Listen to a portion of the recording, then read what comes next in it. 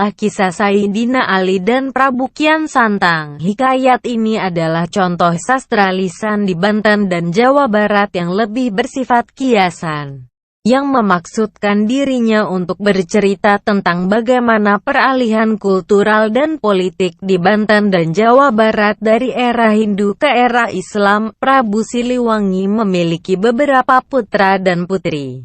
Di antaranya adalah Raden Kian Santang dan Ratu Rara Santang, yang keduanya adalah putra dan putri kesayangan Sang Prabu. Raden Kian Santang terkenal dengan kesaktiannya yang luar biasa. Di dunia persilatan, nama Raden Kian Santang sudah tak asing lagi sehingga seluruh Pulau Jawa bahkan Nusantara saat itu sangat mengenal siapa Raden Kian Santang. Tak ada yang sanggup mengalahkannya. Bahkan, Raden Kian Santang sendiri tak pernah melihat darahnya sendiri. Suatu ketika, Raden Kian Santang yang adalah putra Prabu Siliwangi itu terkejut ketika di dalam mimpinya ada seorang kakek berjubah yang mengatakan bahwa ada seorang manusia yang sanggup mengalahkannya. Dan kakek tersebut tersenyum. Mimpi itu terjadi beberapa kali hingga Raden Kian Santang bertanya-tanya siapa gerangan orang itu. Dalam mimpi selanjutnya sang kakek menunjuk ke arah lautan dan berkata bahwa orang itu di sana. Penasaran dengan mimpinya, Raden Kian Santang pun meminta izin kepada ayahandanya, Prabu Siliwangi, untuk pergi menuju seberang lautan dan menceritakan semuanya. Prabu Siliwangi walaupun berat hati tetap mempersilahkan putranya itu pergi, namun Ratu Rara Santang, adik perempuan Raden Kian Santang, ingin ikut kakaknya tersebut. Meski dicegah, 9 Ratu Rara Santang tetap bersikeras ikut kakaknya. Yang akhirnya mereka berdua pergi menyeberangi lautan yang sangat luas menuju suatu tempat yang ditunjuk orang tua alias si kakek berjubah di dalam mimpi Raden Kian Santang itu. Hari demi hari, minggu berganti minggu dan genap 8 bulan perjalanan sampailah Raden Kian Santang dan Ratu Rara Santang ke sebuah dataran yang asing. Tanahnya begitu kering dan tandus. Padang pasir yang sangat luas serta terik matahari yang sangat menyengat. Mereka melabuhkan perahu yang mereka tumpangi. Tiba-tiba datanglah seorang kakek yang begitu sangat dikenalnya. Yah, kakek yang pernah datang di dalam mimpinya itu. Kakek itu tersenyum dan berkata, "Selamat datang anak muda." "Assalamualaikum." Raden Kian Santang dan Ratu Rara Santang hanya saling berpandangan dan hanya berkata, "Aku ingin bertemu dengan Ali, orang yang pernah kau katakan sanggup mengalahkanku." Dengan tersenyum kakek itu pun berkata, "Anak muda, kau bisa bertemu Ali jika sanggup mencabut tongkat ini." Lalu si kakek itu menancapkan tongkat yang dipegangnya. Kembali Raden Kian Santang dan Ratu Rara Santang saling berpandangan. Dan Raden Kian Santang tertawa terbahak-bahak. "Hai orang tua, di negeri kami adu kekuatan bukan seperti ini, tapi adu olah kanuragan dan kesaktian. Jika hanya mencabut tongkat itu, buat apa aku jauh-jauh ke negeri tandus seperti ini?" ujar Raden Kian Santang mengejek. Kakek itu kembali tersenyum, "Anak muda, jika kau sanggup mencabut tongkat itu, kau bisa mengalahkan Ali. Jika tidak, kembalilah kau ke negerimu, anak sombong," kata orang tua itu. Akhirnya Raden Kian Santang mendekati tongkat itu dan berusaha mencabutnya. Namun upayanya tak berhasil. Semakin dia mencoba semakin kuat tongkat itu menghunjam. Keringatnya bercucuran. Sementara Ratu Rara Santang tampak khawatir dengan keadaan kakaknya. Ketika tiba-tiba darah di tangan Raden Kian Santang menetes. Dan menyadari bahwa orang tua yang di hadapan mereka bukan orang sembarangan. Saat itu, lutut Raden Kian Santang bergetar dan dia merasa kalah. Ratu Rara Santang yang terus memperhatikan kakaknya segera membantunya. Namun tongkat itu tetap tak bergeming. Akhirnya mereka benar-benar mengaku kalah. "Hai orang tua, aku mengaku kalah dan aku tak mungkin sanggup melawan Ali. Melawan dirimu pun aku tak bisa. Tapi izinkan aku bertemu dengannya dan berguru kepadanya, ujar Raden Kian Santang. Kakek itu kembali tersenyum, anak muda, jika kau ingin bertemu Ali, maka akulah Ali. Tiba-tiba mereka berdua bersujud kepada orang tua itu, namun tangan orang tua itu dengan cepat mencegah keduanya bersujud. Jangan bersujud kepadaku anak muda. Bersujudlah kepada zat yang menciptakanmu, yaitu Allah. Akhirnya mereka berdua mengikuti orang tua tersebut, yang ternyata Ali bin Abi Thalib, ke Baitullah dan memeluk agama Islam. Begitulah Raden Kian Santang dan Ratu Rara Santang mempelajari Islam dengan sungguh-sungguh. Dalam perjalanannya Raden Kian Santang kembali ke Pulau Jawa dan menyebarkan Islam di daerah Garut hingga meninggalnya. Sedangkan Ratu Rara Santang dipersunting oleh salah satu pangeran dari tanah Arab yang bernama Syarif Hussein. Perkawinan antara Ratu Rara Santang dan Syarif Hussein itu menghasilkan dua putra, yaitu Syarif Nurullah dan Syarif Hidayatullah. Syarif Nurullah menjadi penguasa Makkah saat itu, sedangkan Syarif Hidayatullah pergi ke Jawa untuk bertemu dengan ayah dan kakeknya. Syarif Hidayatullah pamit untuk pergi ke Jawa dan ingin menyebarkan Islam ke sana, dan pergilah Syarif Hidayatullah mengarungi samudera nan luas seperti halnya dulu ibu dan pamannya, Ratu Rara Santang dan Raden Kian Santang. Setibanya di tanah Jawa, Syarif Hidayatullah tidak kesulitan berjumpa dengan ayah dan kakeknya. Namun Syarif Hidayatullah prihatin karena hingga saat itu kakeknya masih belum masuk ke dalam agama Islam dan tetap bersikukuh dengan agamanya, yaitu agama Sunda Wiwitan. Meski berbagai upaya terus dilakukan dan dia hanya berdoa semoga kakeknya suatu saat diberi hidayah oleh Allah melihat keuletan cucunya dalam menyebarkan agama Islam. Prabu Siliwangi memberikan tempat kepada cucunya sebuah hutan yang kemudian bernama Cirebon, dan disinilah pusat penyebaran Islam dimulai. Murid-muridnya kian bertambah dan Islam sangat cepat menyebar. Dalam penyebarannya Syarif Hidayatullah mengembara ke ujung barat Pulau Jawa, ke daerah Kulon. Tempat pendekar-pendekar banyak tersebar. Di Pandeglang ada Pangeran Pulosari dan Pangeran Aseupan. Juga terdapat Raja Banten yang terkenal sangat sakti, bahkan Raden Kian Santang pun segan kepadanya, yaitu Prabu Pucuk Umun, Raja Banten yang memiliki ilmu lurus bumi yang sangat sempurna. Juga pukulan Braja Musti yang bisa menghancurkan gunung, bahkan menggetarkan bumi. Rupanya Syarif Hidayatullah telah mengetahui kesaktian Prabu Pucuk Umun yang menguasai daerah itu. Untuk langsung mengajak Prabu Pucuk Umun masuk ke dalam agama Islam sangat tidak mungkin. Sebab Syarif Hidayatullah tahu Prabu Pucuk Umun mudah sekali murka, dan hal ini sangat berbahaya. Dengan bersusah payah Syarif Hidayatullah menemui Pangeran Pulosari dan juga Pangeran Aseupan, yang merupakan sepupu dari Prabu Pucuk Umun, dan rupanya Pangeran Pulosari dan Pangeran Aseupan sangat tertarik dengan ajaran agama yang dibawa oleh cucu Raja Pajajaran itu. Dan keduanya menganut agama Islam. Masuknya kedua pangeran itu ke dalam agama yang dibawa Syarif Hidayatullah terdengar juga oleh Prabu Pucuk Umun, dan hal ini membuatnya murka. Tiba-tiba langit menjadi gelap, halilintar bergelegar bersahutan. Pangeran Asepan dan Pangeran Pulosari memahami bahwa kakak sepupunya telah mengetahui masuknya mereka kepada agama yang dibawa Syarif Hidayatullah dengan ilmu lurus buminya. Prabu Pucuk Umun memburu kedua pangeran yang menurutnya berkhianat itu, dan terjadilah perkelahian yang sangat dahsyat. Pangeran Pulosari dan Pangeran Aseupan berusaha mengelak dari serangan-serangan yang dilakukan kakak sepupunya itu.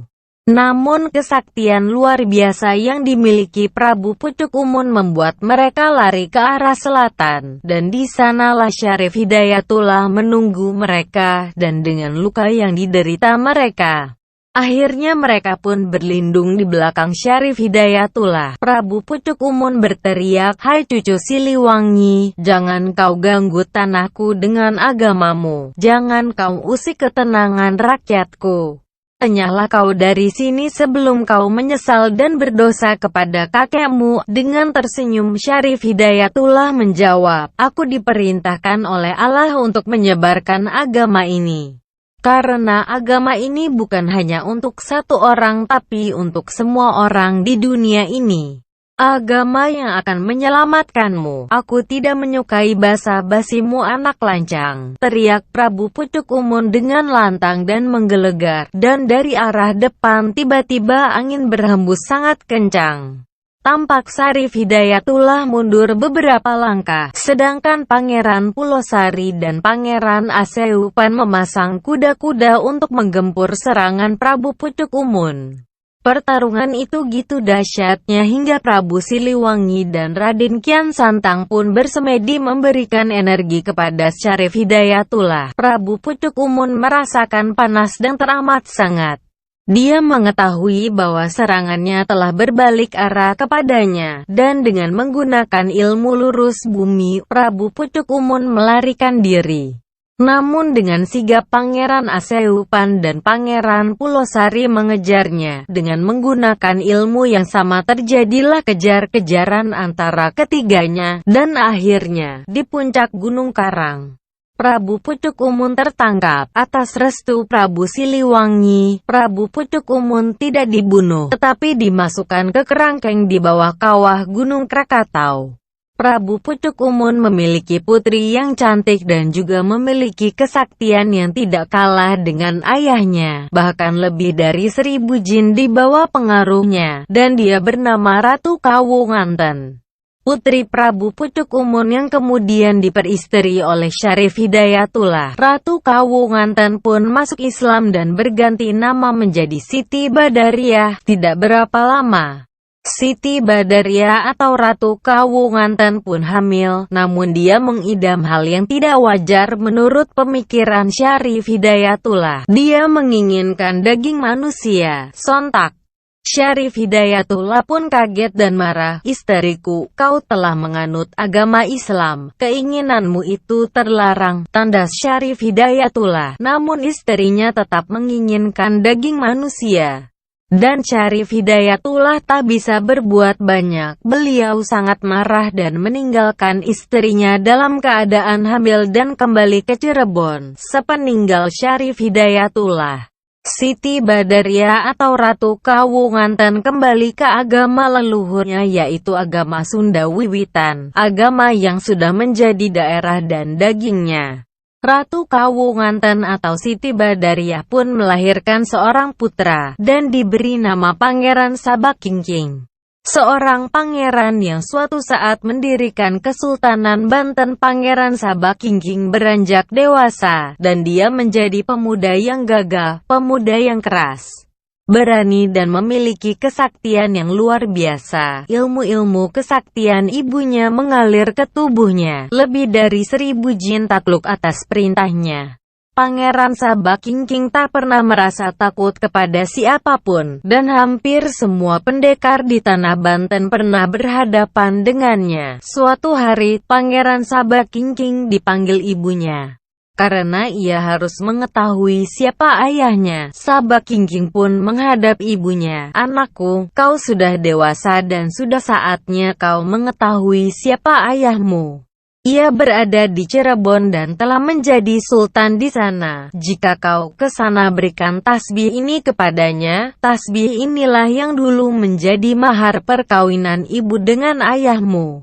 Pergilah Pangeran Sabakingking menuju utara melewati hutan dan sungai, bukit bahkan gunung. Di tempat yang dituju Pangeran Sabakingking langsung menuju Kesultanan Cirebon.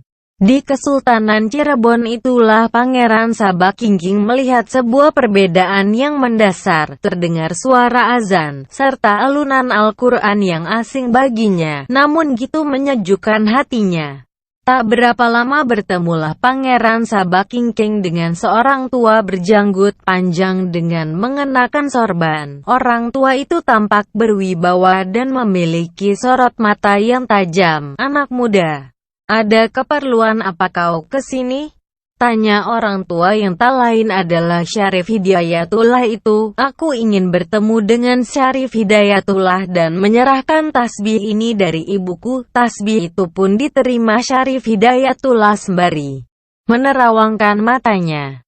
"Apakah kau anak Kawunganten?" "Benar, aku Sabakingking putra Kawunganten. Akulah Syarif Hidayatullah yang kau cari, anak muda. Namun aku tidak begitu saja mengakui kau sebagai anakku. Sebab ada syarat yang harus kau laksanakan." "Apa itu?" "Buatlah sebuah bangunan masjid lengkap dengan menaranya di Banten. Tapi ingat, hanya 1 malam saja.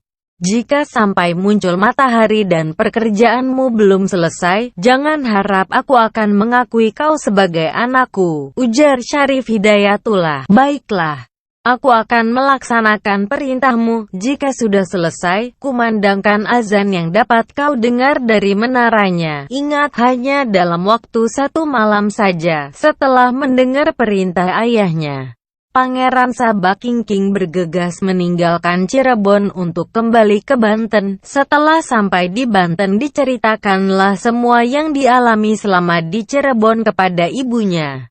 Ibunya mapum dan bersedia membantu anaknya. Dipanggillah lebih dari 1000 jin sakti untuk membantu Pangeran Sabakingking. Dan tepat saat matahari terbenam, mereka mulai membangun fondasi masjid di pesisir Banten. Semua bekerja dengan berbagai ilmu. Lebih dari 1000 jin dikerahkan.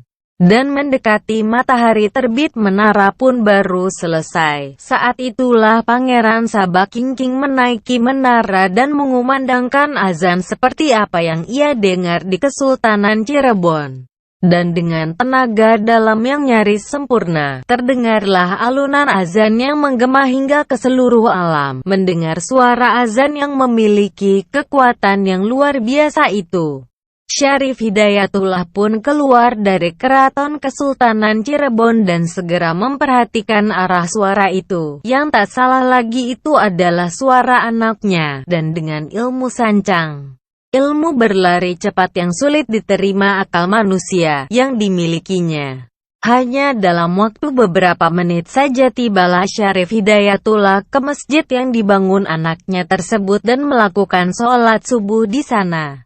Pangeran Sabakingking mengetahui datangnya seseorang yang masuk ke masjidnya, dan dia bergegas menuju ke dalam.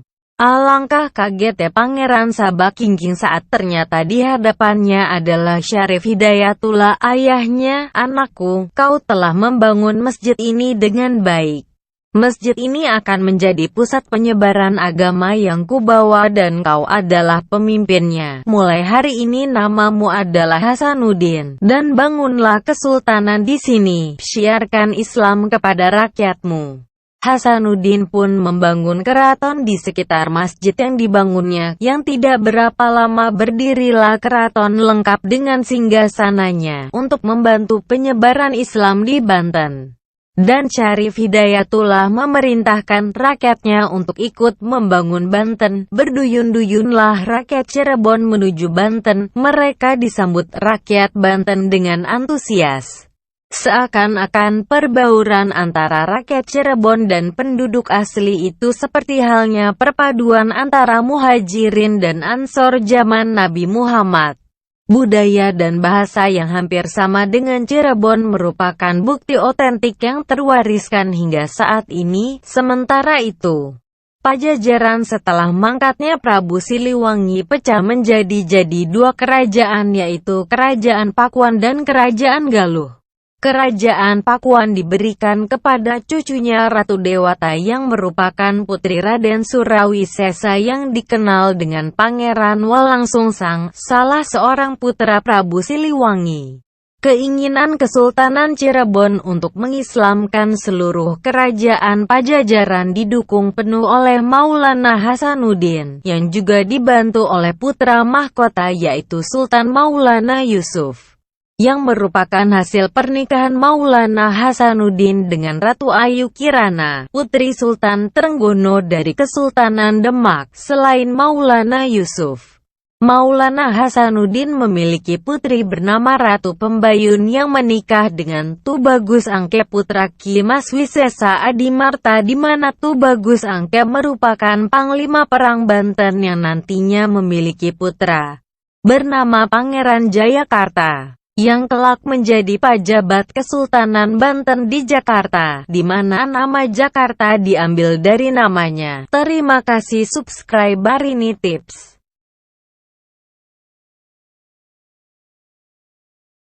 Saling berpandangan. Dan Raden Kian Santang tertawa terbahak-bahak. Hai orang tua, di negeri kami adu kekuatan bukan seperti ini, tapi adu olah kanuragan dan kesaktian.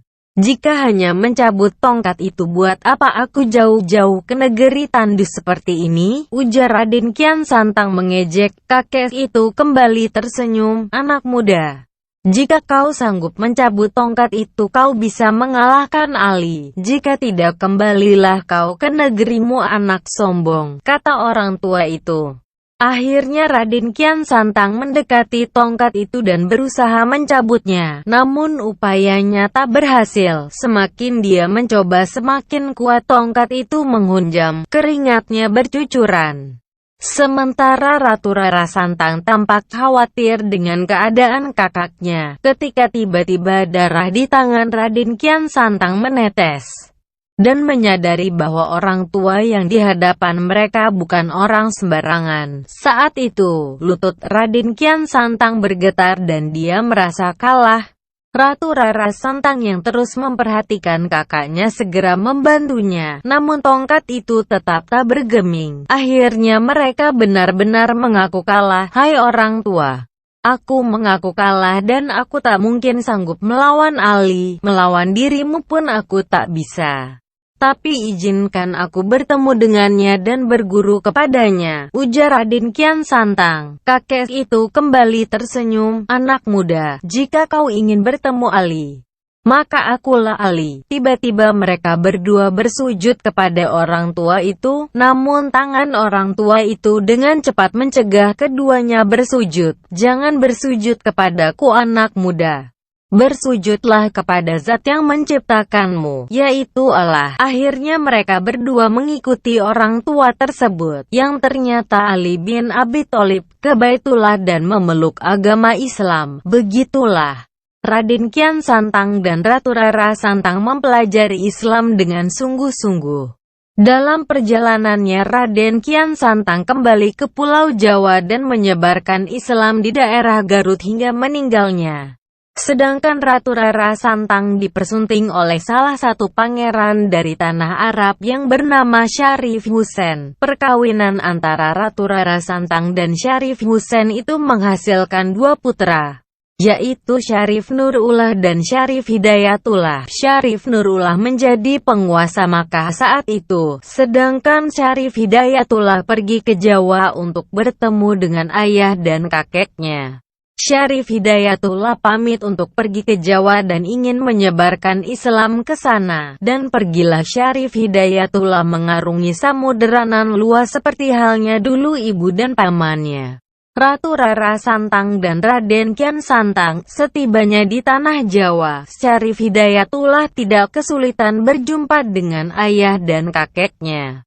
Namun Syarif Hidayatullah prihatin karena hingga salah kisah Sayyidina Ali dan Prabu Kian Santang. Hikayat ini adalah contoh sastra lisan di Banten dan Jawa Barat yang lebih bersifat kiasan, yang memaksudkan dirinya untuk bercerita tentang bagaimana peralihan kultural dan politik di Banten dan Jawa Barat dari era Hindu ke era Islam. Prabu Siliwangi memiliki beberapa putra dan putri. Di antaranya adalah Raden Kian Santang dan Ratu Rara Santang, yang keduanya adalah putra dan putri kesayangan Sang Prabu. Raden Kian Santang terkenal dengan kesaktiannya yang luar biasa. Di dunia persilatan nama Raden Kian Santang sudah tak asing lagi sehingga seluruh Pulau Jawa bahkan Nusantara saat itu sangat mengenal siapa Raden Kian Santang, tak ada yang sanggup mengalahkannya. Bahkan, Raden Kian Santang sendiri tak pernah melihat darahnya sendiri. Suatu ketika, Raden Kian Santang yang adalah putra Prabu Siliwangi itu terkejut ketika di dalam mimpinya ada seorang kakek berjubah yang mengatakan bahwa ada seorang manusia yang sanggup mengalahkannya. Dan kakek tersebut tersenyum. Mimpi itu terjadi beberapa kali hingga Raden Kian Santang bertanya-tanya siapa gerangan orang itu. Dalam mimpi selanjutnya sang kakek menunjuk ke arah lautan dan berkata bahwa orang itu di sana. Penasaran dengan mimpinya, Raden Kian Santang pun meminta izin kepada ayahandanya, Prabu Siliwangi, untuk pergi menuju seberang lautan dan menceritakan semuanya. Prabu Siliwangi walaupun berat hati tetap mempersilahkan putranya itu pergi, namun Ratu Rara Santang, adik perempuan Raden Kian Santang, ingin ikut kakaknya tersebut. Meski dicegah, 9 Ratu Rara Santang tetap bersikeras ikut kakaknya. Yang akhirnya mereka berdua pergi menyeberangi lautan yang sangat luas menuju suatu tempat yang ditunjuk orang tua alias si kakek berjubah di dalam mimpi Raden Kian Santang itu. Hari demi hari, minggu berganti minggu dan genap 8 bulan perjalanan sampailah Raden Kian Santang dan Ratu Rara Santang ke sebuah dataran yang asing. Tanahnya begitu kering dan tandus. Padang pasir yang sangat luas serta terik matahari yang sangat menyengat. Mereka melabuhkan perahu yang mereka tumpangi. Tiba-tiba datanglah seorang kakek yang begitu sangat dikenalnya. Yah, kakek yang pernah datang di dalam mimpinya itu. Kakek itu tersenyum dan berkata, "Selamat datang anak muda."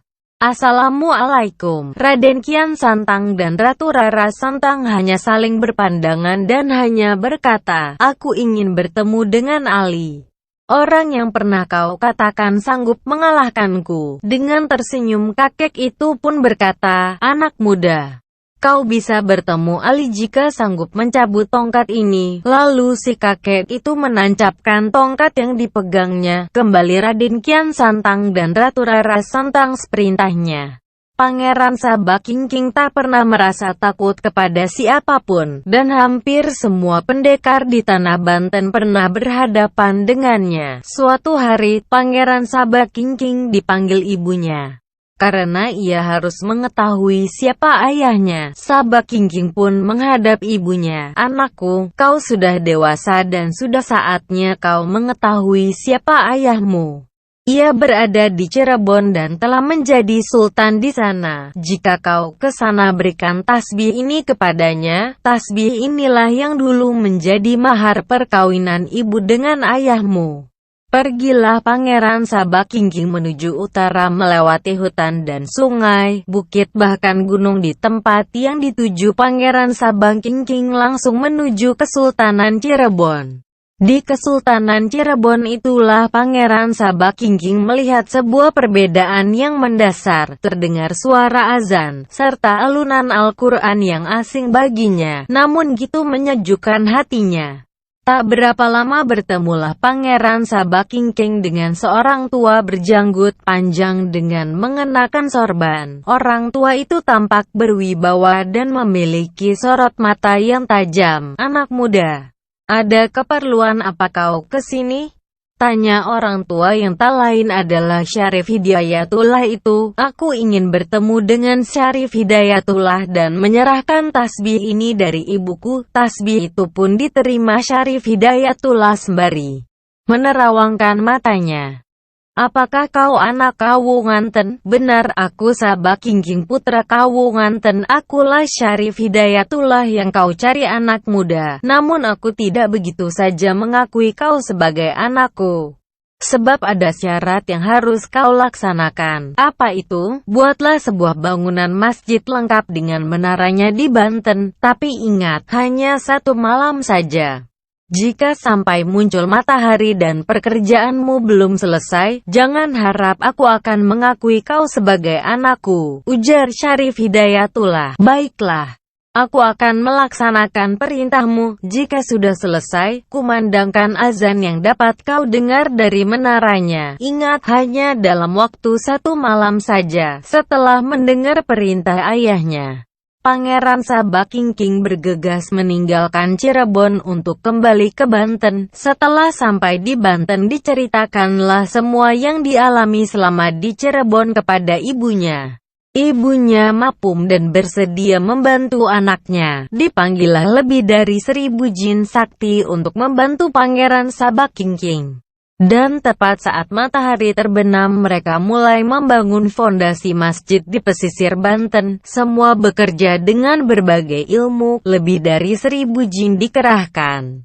Dan mendekati matahari terbit, menara pun baru selesai. Saat itulah Pangeran Sabakingking menaiki menara dan mengumandangkan azan seperti apa yang ia dengar di Kesultanan Cakemu. Dengan tersenyum, Syarif Hidayatullah menjawab, aku diperintahkan oleh Allah untuk menyebarkan agama ini. Karena agama ini bukan hanya untuk satu orang tapi untuk semua orang di dunia ini. Agama yang akan menyelamatkanmu. Aku tidak menyukai basa-basimu anak lancang, teriak Prabu Pucuk Umun dengan lantang dan menggelegar. Dan dari arah depan tiba-tiba angin berhembus sangat kencang. Tampak Syarif Hidayatullah mundur beberapa langkah, sedangkan Pangeran Pulosari dan Pangeran Aseupan memasang kuda-kuda untuk menggempur serangan Prabu Pucuk Umun. Pertarungan itu gitu dahsyatnya hingga Prabu Siliwangi dan Raden Kian Santang pun bersemedi memberikan energi kepada Syarif Hidayatullah. Prabu Pucuk Umun merasakan panas dan teramat sangat. Dia mengetahui bahwa serangannya telah berbalik arah kepadanya, dan dengan menggunakan ilmu lurus bumi, Prabu Pucuk Umun melarikan diri. Namun dengan sigap Pangeran Aseupan dan Pangeran Pulosari mengejarnya. Dengan menggunakan ilmu yang sama terjadilah kejar-kejaran antara ketiganya, dan akhirnya, di puncak Gunung Karang, Prabu Pucuk Umun tertangkap. Atas restu Prabu Siliwangi, Prabu Pucuk Umun tidak dibunuh, tetapi dimasukkan ke kerangkeng di bawah kawah Gunung Krakatau. Prabu Pucuk Umun memiliki putri yang cantik dan juga memiliki kesaktian yang tidak kalah dengan ayahnya. Bahkan lebih dari 1000 jin di bawah pengaruhnya, dan dia bernama Ratu Kawunganten. Putri Prabu Pucuk Umun yang kemudian diperistri oleh Syarif Hidayatullah. Ratu Kawunganten pun masuk Islam dan berganti nama menjadi Siti Badariah. Tidak berapa lama, Siti Badariah atau Ratu Kawunganten pun hamil, namun dia mengidam hal yang tidak wajar menurut pemikiran Syarif Hidayatullah. Dia menginginkan daging manusia. Sontak, Syarif Hidayatullah pun kaget dan marah. Istriku, kau telah menganut agama Islam. Keinginanmu itu terlarang, tandas Syarif Hidayatullah. Namun istrinya tetap menginginkan daging manusia. Dan Syarif Hidayatullah tak bisa berbuat banyak. Beliau sangat marah dan meninggalkan istrinya dalam keadaan hamil dan kembali ke Cirebon. Sepeninggal Syarif Hidayatullah, Siti Badariah atau Ratu Kawunganten kembali ke agama leluhurnya, yaitu agama Sunda Wiwitan, agama yang sudah menjadi daerah dan dagingnya. Ratu Kawunganten atau Siti Badariah pun melahirkan seorang putra, dan diberi nama Pangeran Sabakingking. Seorang pangeran yang suatu saat mendirikan Kesultanan Banten. Pangeran Sabakingking beranjak dewasa, dan dia menjadi pemuda yang gagah, pemuda yang keras, berani dan memiliki kesaktian yang luar biasa. Ilmu-ilmu kesaktian ibunya mengalir ke tubuhnya. Lebih dari 1000 jin takluk atas. Saat itu kakeknya masih belum masuk ke dalam agama Islam dan tetap bersikukuh dengan agamanya, yaitu agama Sunda Wiwitan. Meski berbagai upaya terus dilakukan dan dia hanya berdoa semoga kakeknya suatu saat diberi hidayah oleh Allah, melihat keuletan cucunya dalam menyebarkan agama Islam. Prabu Siliwangi memberikan tempat kepada cucunya sebuah hutan yang kemudian bernama Cirebon. Dan disinilah pusat penyebaran Islam dimulai.